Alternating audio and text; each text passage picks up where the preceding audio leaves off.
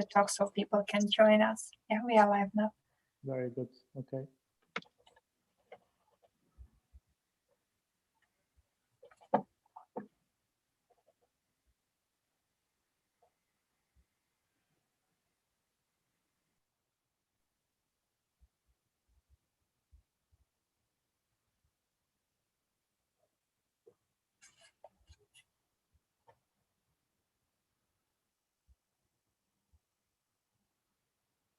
Okay, now we are ready and online. So, buenos días. Continuando con el programa de hoy, a nombre del señor embajador de la UNESCO, Jorge Herrera Ramos, y chairman del World Congress of Neurosurgery, UNESCO ASPNet Woche y Dandi, in honor of Professor Yazahid, a quien agradecemos por la organización de este magno evento, así como a la doctora Deyanira Capi Casillas, chairman del capítulo ANS-IPN, al doctor Salim Abdulrauf, chairman de la Walter E. Neurosurgical Society, al doctor Babak Kateb, chairman de la Society for Brain Mapping and Therapeutics de Brain Mapping Foundation. Todos ellos, vice-chairmen del comité organizador, y al doctor Parménides Guadarrama Ortiz, chairman del Centro Especializado en Neurocirugía y Neurociencias México. Es para mí un honor presentar la siguiente ponencia titulada The Endoscopic Disectomy, How to Start, a cargo del doctor Nikolay Angelov Peev, quien es un gran neurocirujano y cirujano de columna, miembro honorario de diversas asociaciones a nivel mundial como la World Spinal Column Society, American Austrian Foundation, Bulgarian Society of Neurosurgery, entre otras. Asimismo, miembro del consejo editor de diversos journals internacionales como el World Neurosurgical Journal, Asian Journal of Neurosurgery, entre otros. Doctora Natalia. Yes, thank you, Dr. Nicholas, for the introduction for our Spanish auditorial. Hello, everyone, and we're happy to have you with us today again. Thank you for joining us after the great talk of Professor Salman Sharif. So I'm sure that the next talk would be also as great as it was. So I would like to introduce for you the Honor Committee of the World Congress of Neurosurgery, UNESCO, ASPNet, and World Dental Neurosurgical Society in honor of Professor Ghazi Sargil. And the chairman of the World Congress is Ambassador of Peace, Mr. Jorge Herrera.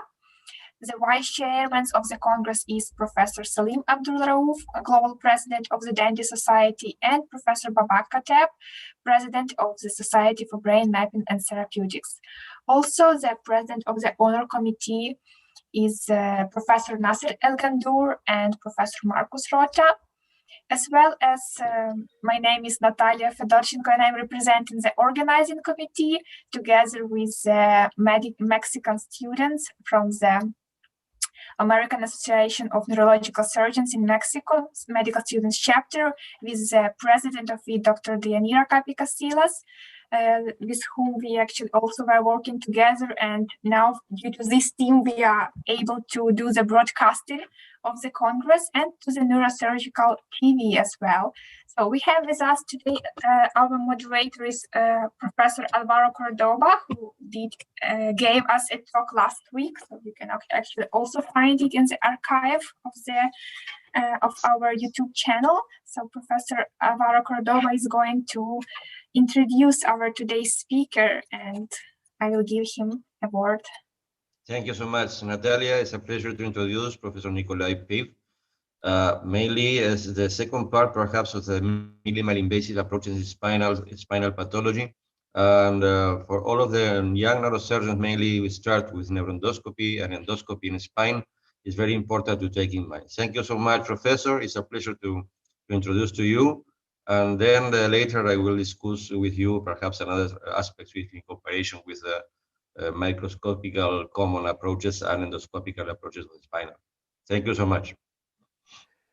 Thank you so much for the invitation, and it's a real pleasure to be with you and to share my thoughts on the topic, and hopefully that will be interesting for the young neurosurgeons, which is it's always my focus to share my knowledge and to support the young people which are trying to chase career and success in neurosurgery and spinal surgery. I'm gonna try to share my my slide now. My slides. Perfect. So you see that as well. Yes, perfect. Right, let me start the presentation. Right, so I'm going to talk to you today about transforaminal endoscopic disc surgery and what would be the first step if you haven't started and if you want to start doing this surgery. Endoscopic surgery is important and it's becoming part of the mandatory battery of every modern neurosurgeon and spinal surgeon, and I hope I will demonstrate that as well, and you will have the answer why you have to consider. So this is where I come from. Before I start, a few words on where I come from. I'm originally Bulgarian, but over the last 9 years I work in UK, and over the last 6 years I work in Northern Ireland. Northern Ireland is exactly here. That is part of the big island, but it's part of the United Kingdom and Northern Ireland country. So it's pretty complicated. I know it takes a while until you understand it. This is my hospital. Okay, this was my hospital many years ago, but this is how it is now. This is the Queen's University, which is one of the Russell Group University from Belfast, and I also help there lecturing students. We have a nice, very nice anatomical facility. We have organized courses before COVID, and hopefully we will continue to organize this after COVID. So let's start with surgery. What is surgery? Before we start speaking about any kind of surgery, let's see what is the concept of surgery. This is basically a process that you will target a surgical target that is inside the body. You have to create a surgical path, which we call approach. Then you have to approach and access the surgical target. You have to do the surgery, and then you have to close the surgical path by recovering the normal structures that you have split while creating the approach. And despite following normal anatomical paths and planes, the surgeons inevitably destroy normal functional tissue and leave scar tissues behind, which is functionally inactive. So we inevitably leave footprints, fingerprints behind, and that is not great. We are always striving to reduce as much as possible the footprints and the fingerprints we leave behind and we damage for the patient. So that is why the minimal invasive surgery comes to play. Once we realize that we can do it smaller, why not? And we started doing minimal invasive surgery. This is one of the good definitions which I have seen for minimal invasive surgery, given by McAfee in 2010 in one of his publications.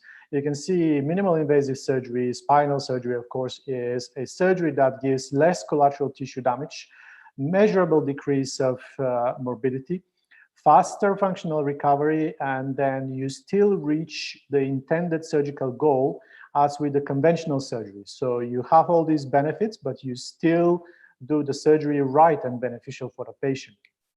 So what are the principles that we apply by doing the minimal invasive surgery? We use muscle splitting techniques. We use limited width of the surgical corridor. We use known anatomical planes, and we do not disrupt the muscles and the tendons. This is one of the most important things. So muscles are very important. As you can see from these slides, there is so many layers around your spinal cord. So the spinal column. So the muscles for your spinal column are equally important as the ropes and as the ropes are for this sailboat. So historically, if you see, if you follow the spinal surgery advancements, you will realize that first we started appreciating the bones, then we started appreciating the importance of the ligaments, and then lately, over the last 20 years, we started appreciating the great importance of the muscles. So, minimal invasive surgery, why we have to make it complicated? Why don't we just go with open standard classical surgery? Because now we have enough data that suggests that with minimal invasive surgery, you reduce your infection rates, you reduce your blood loss, you reduce significantly the pain for your patients, you use less instrumentation and fusion. The surgery is cost effective. A lot of patients now research and ask for it because the benefits are obvious. And the last but not the least, the minimal invasive techniques will allow you to operate a group of patients which previously were considered as not being suitable for surgical treatment. I'm talking about very obese patients, patients with a lot of comorbidities, highly functioning patients. All this is now considered as possible with minimal invasive techniques, but for many of these, the open techniques will not work very well. So worth considering it. So of course, like any surgery, like any new thing, we will have things to overcome. So what would be the pitfalls of the minimal invasive surgery? Long learning curve. It is not something that is still a standard learning of the trainees around the world. You will have to use a lot of X-rays, so you have high radiation exposure. In many occasions, you will need a special equipment to perform minimal invasive surgery, and you have to develop a special technique which will allow you to perform the surgery successfully. So speaking about learning curve, you just heard Professor Sarman Sharif. He was talking about the learning curve. So I'll just briefly mention minimal invasive surgery is known that it's a surgery with a steep learning curve. What is that steep learning curve? This is how we explain it. As you can see, maybe you will do 50 cases, and according to many publications, if you learn a new technique, about 50 cases are relatively good enough for you to reach your 90% milestone. But then for the minimal invasive techniques, and in particular with the endoscopic spinal techniques, from your 90% milestone to until you become a real expert, you need to invest a lot of time in order to achieve expertise. So you can see here, you can see the time invested on the Y line, and you have your level of skills on the X line. And you can see that after you achieve a certain level of expertise, and then it comes very difficult until you reach a level that you can be called a real expert. You have to invest a lot of time and a lot of work. So, despite this minimal invasive, the surgery still can give you major problems. You can see some of the complications which you can have with endoscopic surgery, and some of them can be very, very unpleasant. So how can we start? What we do in order to start safely? All these can be considered. You can consider fellowship programs. You can consider cadaver courses. Unfortunately, over the last year, this has stalled because of the coronavirus. Hopefully that will restart soon after we gain control of the virus and the spread, but we don't know when that's going to happen. And then the other thing is, many of us have already, like me, for example, I have started my independent practice, and then I decided to develop endoscopic surgery. and simply there is not enough time for you to leave your practice and to start going on fellowships. And this probably will be the case for many of you. That's why probably you can consider the other options like cadaver courses, which hopefully will be open soon. There is now a lot of online courses which you can attend. You can attend, if you cannot attend long-term fellowship programs, surely you can attend short-term observerships. You have a lot of online resources, and then most of the major players on the market which will provide you with the instruments to do endoscopic surgery will be possible to provide you also with invited faculty surgeons which can join you in your operating theater and be with you in the first with the first cases. So endoscopic discectomy is a major and complicated problem, but like any problem, if you manage to crack it to smaller problems, they might be easier, and then if you crack it further, it can become very easy. So what is easy? How we can crack our problem? So the first point, of course, with any surgical technique that you want to learn is anatomy. You have to have a very good anatomical knowledge, and that is a fact for any kind of surgery you learn, inclusive the endoscopic surgery. Because the endoscopic surgery is a surgery that will be done by a stab incision, you don't have the normal anatomical landmarks like with the open surgery. So your eyes are the image intensifier, the X-rays. So you have to have a good acquisition, X-ray acquisition technique. You have to understand the X-rays well, and you have to know how to get reliable X-rays. We'll talk about that later. Injections. Doing steroid injections was for me a good start because I understood the trajectories, I understood the X-ray anatomy, I understood the anatomy of the subjects that I deal with. So injections, if you haven't started doing injections for your patients, maybe you have to start with that first before you consider going for something more complicated.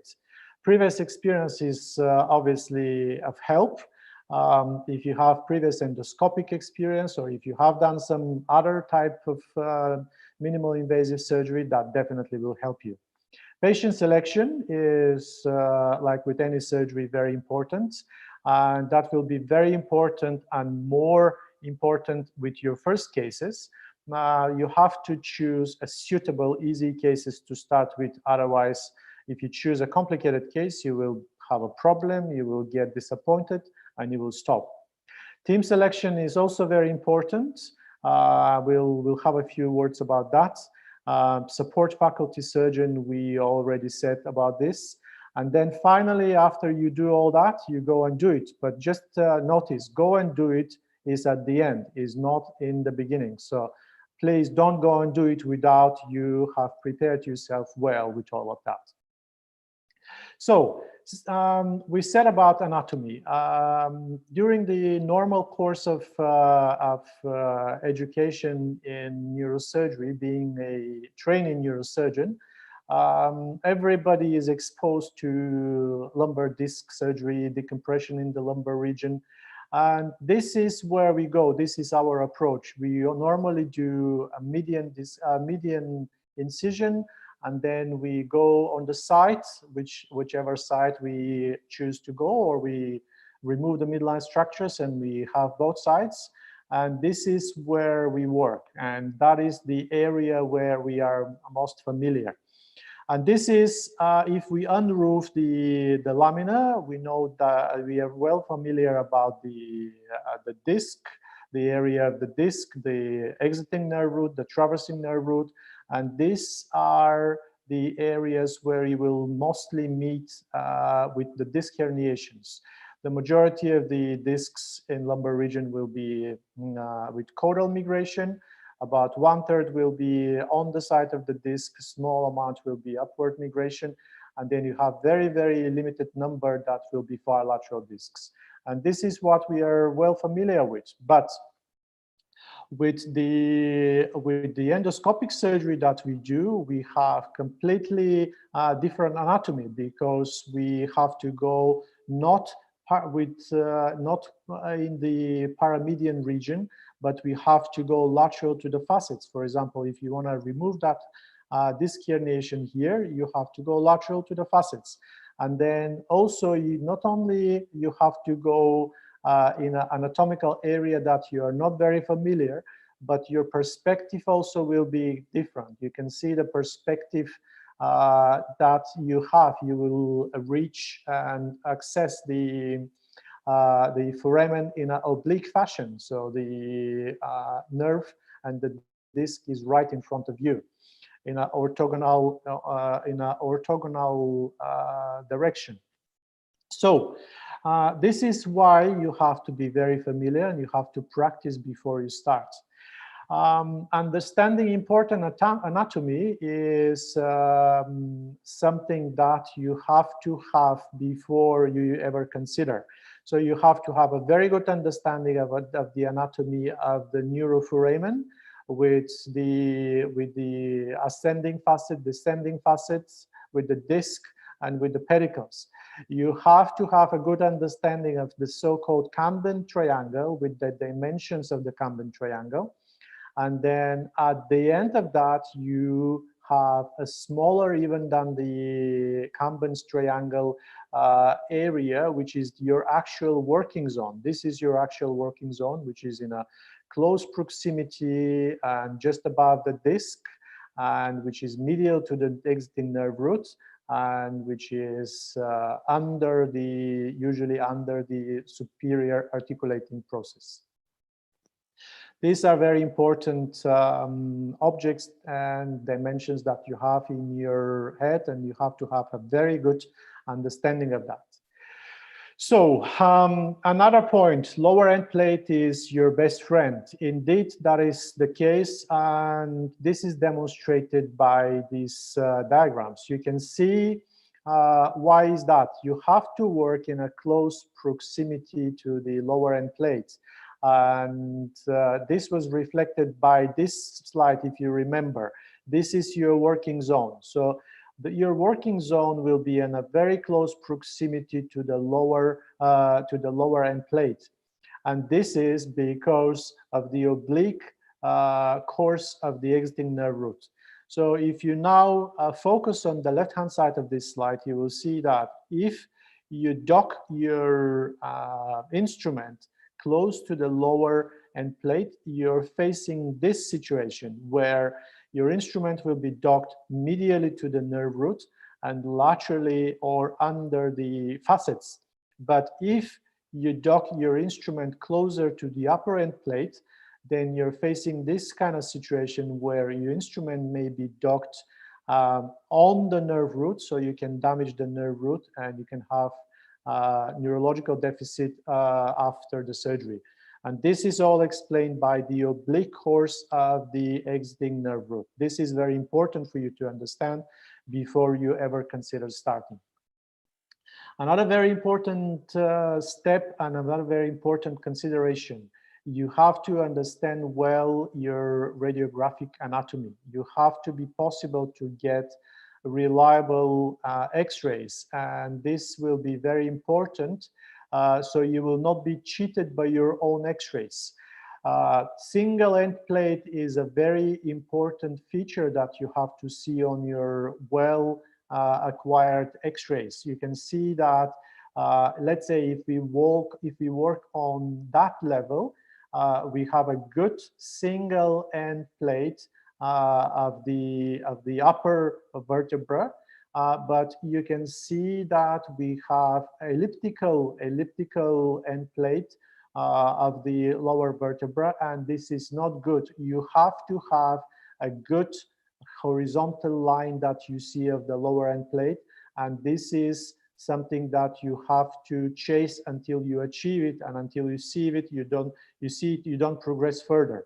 Another example here, you can see if you decide to work on that level, this is a good radiograph because you have lower end plate as a line, and the upper end plate is elliptical, but you don't bother because we said that for you, the most important thing is the lower end plate.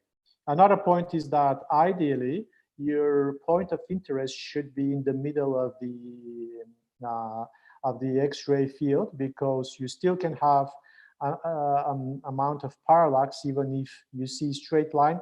If you're towards the end of your field, that's not great picture. So your great picture should be a horizontal line of the lower end plate on AP and ideally centered in the middle of your field. That's very important. Same thing on the lateral X-rays. You see here our lower end plate is a horizontal line. So you all understand that when I speak about the lower end plate, I don't speak about lower end plate of the vertebra, but I speak about the lower end plate defining the level, the intervertebral disc. This was something that I had to clarify in the beginning. Please excuse me if I have misled you. So I'm talking about the lower end plate defining the intervertebral disc. So you see here that level is relatively well centered in your radiographic field. It's in the middle of your field. You have good horizontal line of the lower end plate, so you're happy to proceed, you're good to proceed. And this is not a good picture for that level because you see elliptical lower end plate, and that means it's not well centered, and you may have instrument that is docking somewhere that you don't want to. So the other thing that you have to consider, and you have to learn how to do that, is so-called biplanar X-ray 3D awareness. So you have to constantly follow the tip of your instrument on AP and lateral, and you have to be possible to reconstruct in your head where exactly is the tip of your instrument in the 3D space. And that is achieved with some practice. And the good practice for that would be the injections. If you start doing steroid injections for your patient, after some while you will have good biplanar 3D awareness only by doing injections. And this will be a good step for you to continue further with developing your endoscopic skills. So you can see that is the desired with most of the techniques. If you go with Maxmore, if you go with Joymax, with Wolf, whatever technique you decide to go for your endoscopic procedures, this usually is the recommended docking of your first instrument. That will be the dilator that you have to dock on the superior articulating process, as you can see here. And this is what you have to see on AP and lateral. You're not too medial, you're right on the superior articulating process. And this is your starting point, and then you can slide the other instruments on the dilator, imagining that this is a dilator. Another point that I wanted to discuss with you, which is very important, and it took me a while to understand, if you go to all these courses which are treating the endoscopic surgery, they will teach you that if you, for example, want to operate L5S1, you have to have offset from the midline. You see here, offset from the midline about 12 to 16 centimeters. You have to have about 11 to 14 at L4, L5, 8 to 10 at L3, 4, L2, 3 will be 7, 9. But I was thinking, okay, so I have to have 12 to 16 centimeters at L4, L5, L5S1, or 11 to 14 at L4, L5. But what if this is a patient that is 60 kilos, or on the other hand, what if this is a patient which is 120 kilos? Will these centimeters will be the same? And of course, the obvious answer is no. So that is why slowly, initially, of course, I started with these centimeters and I was struggling a lot. But then lately, I follow this simple rule. On lateral, I try to build these two virtual lines. The red line is the line that stands right above the facets, as you can see here. And the yellow line is the line that lies right above the spinous processes. So ideally, you're docking on lateral when you, let's say, try to start the incision point on the lateral, on the skin surface, should lie somewhere in between these two lines on a lateral X-ray. And obviously, if your disc herniation is more medial, you have to be closer to the red line. And if your disc herniation is more lateral, you have to be a bit more closer to the yellow line so you can achieve a steeper trajectory. And like that, you will end up more laterally in your spinal canal. And you never cross and you never go below, you never start your incision below that red line on lateral X-ray, because otherwise you may be too ventral and you can have injury of some of the abdominal organs. We will see that a little bit later.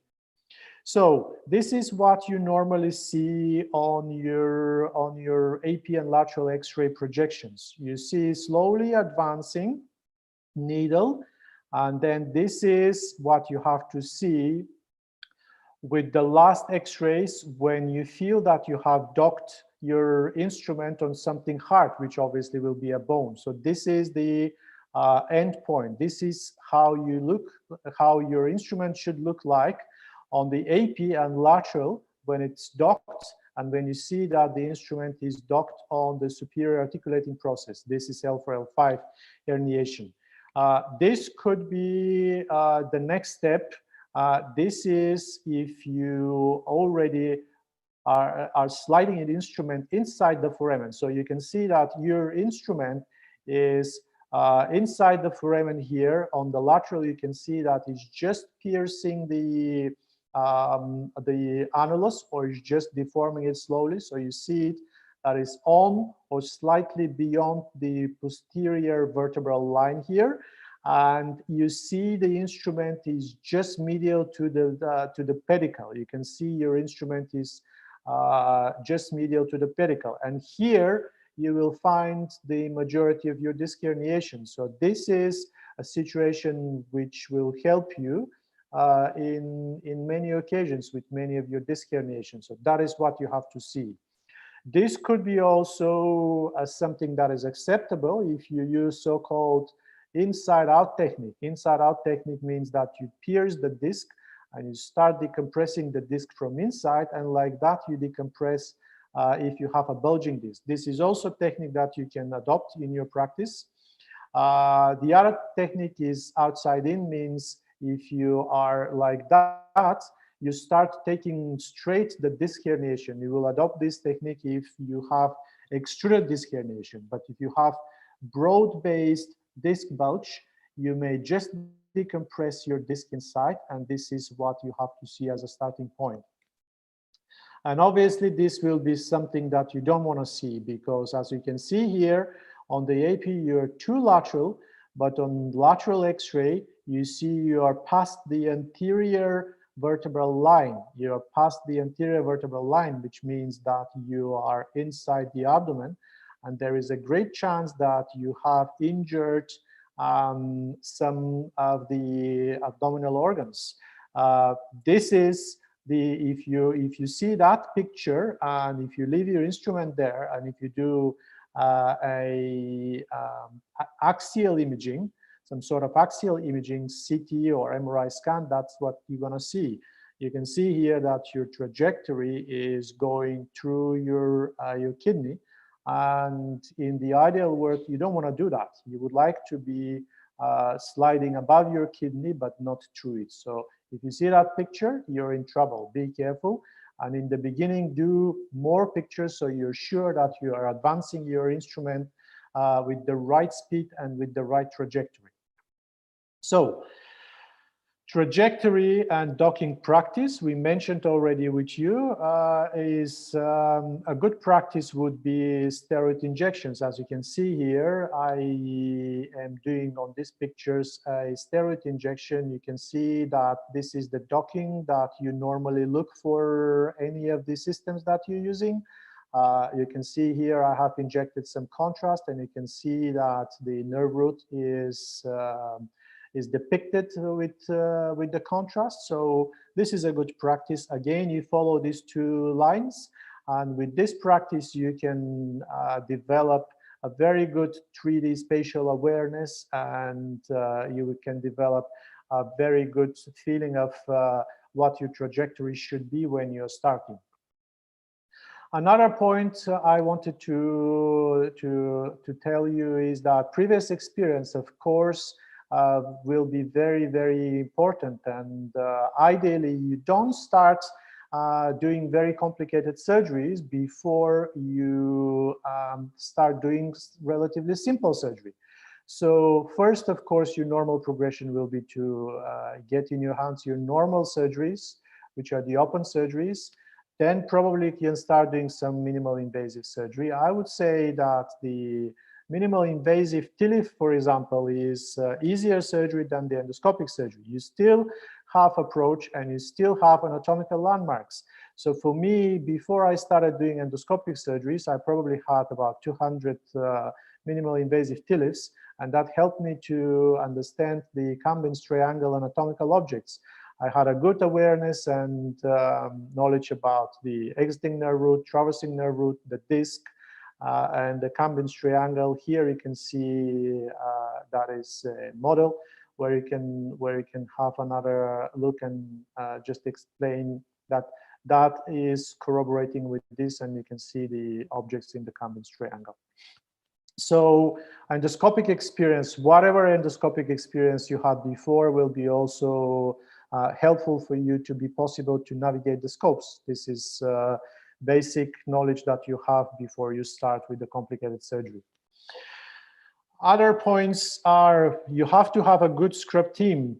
Whoever is scrubbing with you, the scrub nurse, has to be aware of what you're doing, because if it's a new nurse that has never done that surgery before, and if you're relatively new in the area, you don't want to wait and explain to your nurse what exactly instrument you want, while you being extremely focused with a relatively new technique that you're trying to get in your hands.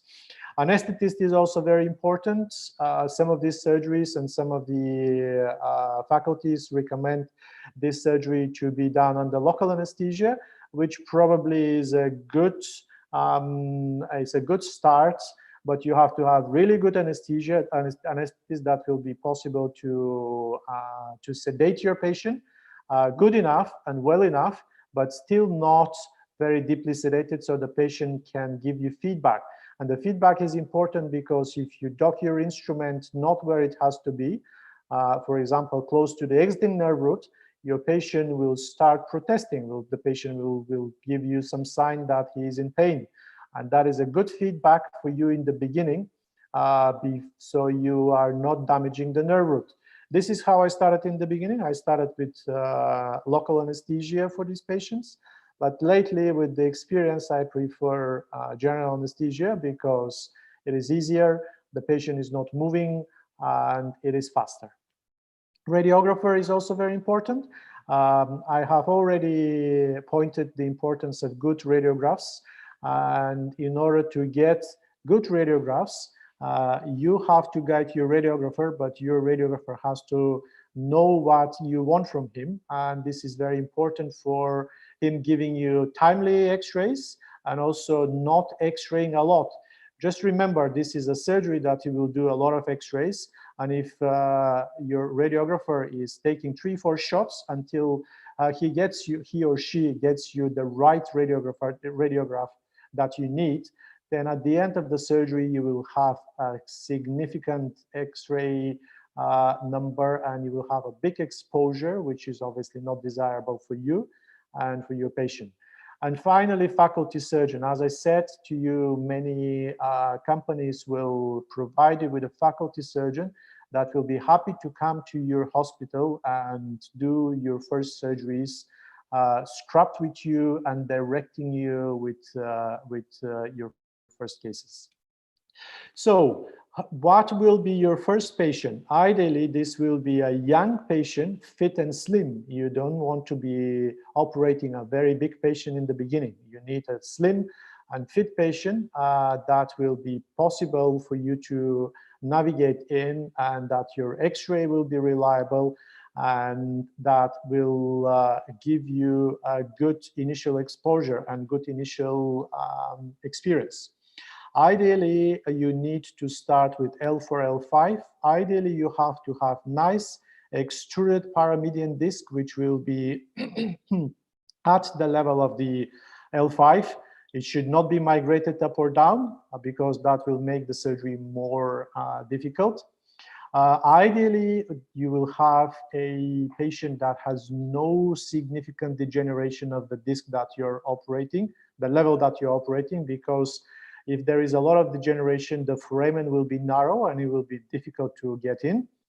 And then ideally, you should have no anatomical variations. For example, you see that a radiograph, you nicely see the X-ray, on the X-ray, that the iliac crest is below the level of interest.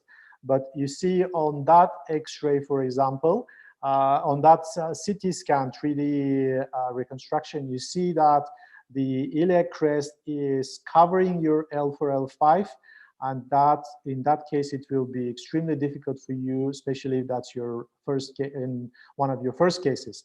So ideally, young, slim, fit L4, L5 extruded disc, which is paramedian, which is not migrated, no degeneration of the foramen, and then be careful with the iliac crest. If with some cases even L4, L5 could be difficult, don't start with L5S1 as a first case. So you will have complications, but if you're careful and if you do it step by step, the complications will not be so bad and not much different from the open surgery. You can see vascular surgery according to the majority of the series now that we have. With open surgery, you still risk vascular surgery in a very small number, but still it's not zero. With the endoscopic surgery, going through the disc and injuring the major vessels which are in front of the disc is practically not possible. But there is some anecdotal reports on vascular injury and how this has happened. Generally, if your entry point is too medial and you can push your you push, you're too enthusiastic and you push your instruments, they can slide forward and they can give you then an injury of the major vessels. So always check your position of the instruments, the needle, and the lateral image is more important than the AP. Remember the yellow and the red line. Never go below the red line. This is what's demonstrated here. So abdominal injury, peritoneal injury also possible. Luckily, again, anecdotal cases, not many of these. It is very difficult to achieve that, but it's not impossible. But if you have a good spatial awareness, if you have good 3D awareness of the tip of your instrument, that is very, very unlikely to happen. So neural injury, it happens, and mostly we are talking about injury of the ganglion, which is being manipulated. That can happen, and initially when your technique is not so good, you will have some patients like that, but that's going to be short-living, and after a couple of weeks your patient will be okay. Dural injury, it's still possible, especially with your first cases. You definitely will have dural injury, but because you are accessing the disc with a very small stab incision, you can leave the dural injury unattended. You basically can leave it just like that without doing anything. Of course, if you don't have a devastating large dural injury, but again, with the endoscopic procedures, this is difficult to achieve. You have to be very persistent. Infection, significant reduction of the infection rates with the endoscopic surgery. Small incision, small access, constant irrigation. These are the factors which will prevent you from having infections, but still not impossible. If you don't follow the rules of asepsis and antisepsis, then you will have infections. Good sterility rules, careful C-arm use with AP and lateral switching. These are the key. If you see your needle too anterior, that might be that your needle is in the retroperitoneal or even in the peritoneal space. So change your needle, don't progress further, because if you're in a bowel, good idea to change your needle. Diastasis, we mentioned already that. This is mainly because of the irritation of the ganglion. I started routinely using steroids infusion at the end of the procedure, and that is reducing significantly the number of the patients which are complaining after the surgery. Instrument fracture, this is another thing that you may have with your first cases, so be careful. Initially, when you're too enthusiastic, you're too focused on your screen, and you're pushing your instruments too much, you may have instrument breakage. A good solution for that, if you pair with somebody of your colleagues that is also keen to develop this surgery, so while you're working, somebody will be looking after you not to do silly things. So be careful, don't push your instruments. They are strong, but not so strong. And you may have instrument breakage if you're forcing instruments too much, which is a tendency with your first cases. So a few slides of complications. As you can see here, this is broken piece of instruments. You can see here a psoas hematoma. You inevitably will have residual fragments with your first cases, especially if you leave some fragment behind. Don't be in a rush to do revisions. Don't be in a rush to be worried so much. Quite often residual fragments will disappear within 2-3 months. So if you see that after your surgeries, especially with your first surgeries, don't be very, very concerned. Just watch your patient for a couple of months, and there is a high chance that the patient will be all right at the end.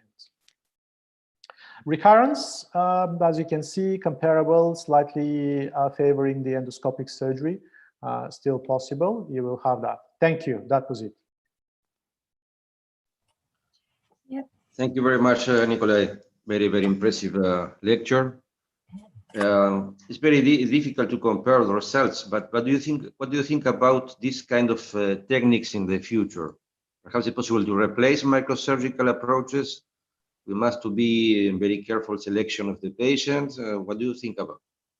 Yes, so patient selection is, of course, very important, like with any surgery that you start and that you do. And but bear in mind that patient selection will be different within the first year of your practice with that technique, within the second, third, and so on and so on. Because what is not possible within the first year, it will become possible within the second. What is not possible within the second, it will become within the third, and so on and so on. I remember a couple of years ago when I was starting this surgery, and I was concerned how much of that I will be possible to do endoscopic. Should I open? How many of my cases I will start endoscopic, and then because I'm not happy, I have to convert to open surgery. This will happen in the beginning, but then less and less with your experience. And initially, I still consent my patients that I'm starting endoscopic, but if I'm not happy or if I have some complications, I will convert that to microscopic surgery, open classic surgery, and this is still possible, and this still may happen. But I remember on one of the conferences I spoke with Hyun-Sung Kim, who is from Seoul, and he is very experienced in endoscopic surgery, and he is doing almost everything endoscopic now. I've asked him, when was the last open case which you have done? And he said 4 years ago. So whatever is not possible with your first cases, it will be possible in the second, third, and so on year of your practice. This is definitely very intensely developing area. And at the end, it will be like any other surgery. If you go to abdominal surgery, for example, 10, 15 years ago, we were seeing many of these surgeries done with open classic surgeries. Now, many of this is done endoscopic. I think this is the normal progression. Minimal invasive is coming, and it's inevitable. It can't be stopped. And so we have the option to get it in our hands or to fade away. That's what I think. You have to have, if you would like to be modern and developing modern practice, you have to have this in your hands. So, yes, I am very enthusiastic about to promote the new techniques in the future, mainly for us and for young neurosurgeons. What happened with the size of the herniated disc? Doesn't matter if it's big or you prefer medium or small for this kind of technique of it's possible to apply in all of the sizes of the discs. Yeah, so your first cases, I mentioned that in the presentation, will be nice, a large extruded herniated disc. You don't start with something else in the beginning. And then with your experience, you will be possible to do smaller discs. You'll be possible to do bulging disc with inside out technique. It'll be possible to do calcified disc. It will be possible to do cranially herniated discs. You'll be possible to do L5S1. So with the experience comes the possibilities to do more complicated surgeries. But in the beginning, you will do just relatively simple stuff, and still the majority of your, when you start, for example, maybe about 10% of the discs that you see will be suitable for you to be done endoscopically. But then this percent will increase if you persist and if you develop your technique. Perfect. And the last question is possible to operate more than one level, perhaps simultaneously? If you yes, have of course. In the same attempt. Yes, you can just take your instrument and you do another small stab incision, or if it's the adjacent disc and if the anatomy is favorable, you can do it even with one incision. Yes, so you can definitely operate more than one level in one go. Yes, of course, but again, that should not be your aim within your first 100 cases, maybe, because you will be too slow. Initially, you will be slower than if you're doing this with open surgery. But that is like anything else. You have to you have to just proceed further, and then with your experience, you'll become faster, and at the end, you'll be faster than with the open surgeries. Perfect. This is my last question. Thank you so much. Natalia, we have got some questions, perhaps, of the audience. No, I don't see questions, but I would like, first of all, to thank you, Dr. Nikolay Peev, for the lecture. And I was amazed to listen in the discussion of the experienced neurosurgeons in face of the Professor Cordova and like our today's speaker. But I would like to ask something from the other side, because you are talking like you actually found the motto of the Congress that it's more for the young generation. So you really greatly discussed all these topics, and I'm sure like our audience is happy to hear this. But I just wanted to ask from the other side, like, for example, when I saw the slide, like, who will be the best first patient for the neurosurgeon? I guess this is also like who are the most suitable patients to do this surgery, like endoscopic discectomy, because we have a lot of probably elderly people or more younger people, and in what case, for example, like these patients should be directed especially for this procedure, like not the open surgery, but the endoscopic surgery, like maybe the indications and also some contraindications, which is really strong that you can't do this or you should do this. Okay. Again, that depends of the skills of the surgeons that will be doing that surgery.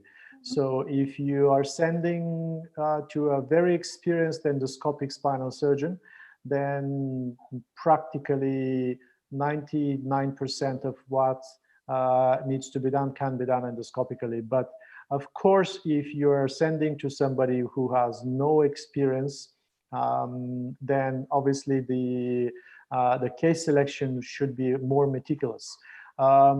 Initially, probably about only if you're starting your endoscopic practice, and if you're within your first 50, maybe even 100 cases, then maybe about 10–20% of all of the discs that you see will be suitable for you to consider doing endoscopically, just because they will be more difficult than it will reflect your knowledge and skills. But with your experience, maybe after a couple of years of experience, you will see that this percentage will increase slowly to 30, 40, and then again, if you remember, I told you about this endoscopic surgeon from South Korea who probably has over 2,000 cases now. Then he says that the last case that he told me that the last case that he has done open is many, many years ago. So he does not see a reason why he has to do an open surgery just because he can do nearly everything with the endoscopic surgery. But of course, that will take years and years before you are at that level. Yeah, I see. Thank you for the answer, and I hope like the good thing is the good thing is that before you, ideally, I assume that before you start doing endoscopic surgery, you have to be very experienced in doing microscopic surgery. So if you are possible to do good microscopic surgery, then you don't need to push yourself so much. So you can carefully consider, and you can start doing cases which are easy. Again, this will be a young person, slim person, fit person, L4, L5 disc ideally, extruded disc, which is large, not calcified, not very, very stenotic foramen because of degenerative changes. You know, this will be your first cases, and they will not be so many in the beginning. But then, with your experience, you'll be possible to challenge yourself and do more difficult cases. Yeah, yeah, that definitely makes sense. Yeah, thank you, Dr. Peev.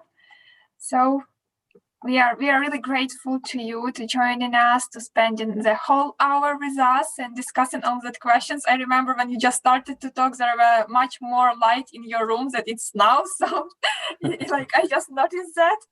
And yeah, we are also grateful for you. I know that you are really busy, so we are happy to have you with us, and we are happy to have the Professor Cordoba for joining us today, like as a moderator.